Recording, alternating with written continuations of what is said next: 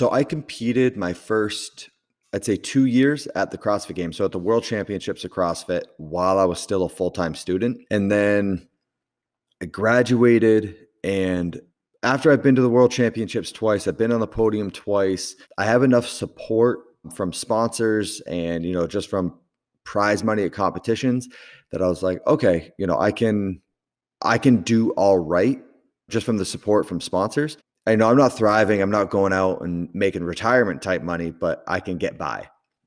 And I think I was just like, the desk job will always be there. If I want to take a year or two gap between college and work, roll the dice on myself and kind of see what I'm capable of, see if I can make something of this. All right, I'm good.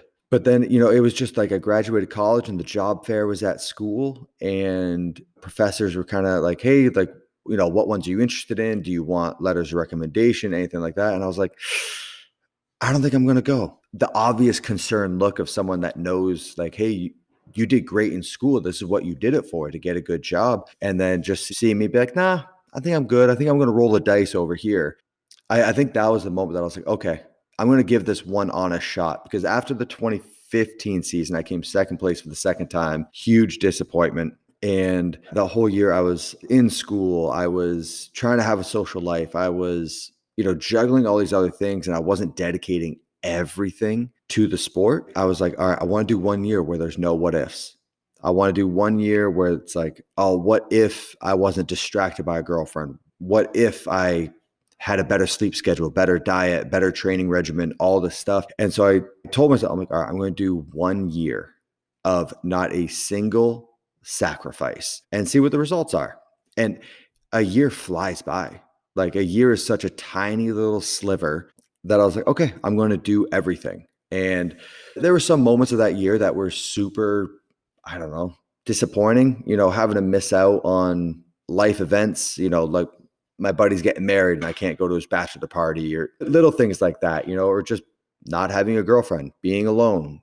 All right, after this year, if I didn't like the results, if I don't get the results I want, if the whole process was just miserable, well, I'll go back. I'll go back to those other things. But I won, after a year, that dedication, I won the World Championships. I won by the largest margin of victory ever in that competition. And I was like, oh, that was all worth it. It was great. And so then after that, it was finding more places that I can get a little bit better and getting more dedicated to it. And then, I just kept building off that. And then at some point it was like, oh, I'm never going to be an engineer. This is it. This is, this is way better than sitting behind a desk. So, it just kind of built organically, it's just like the opportunities just got a little bit bigger each time. So it wasn't like an overnight change.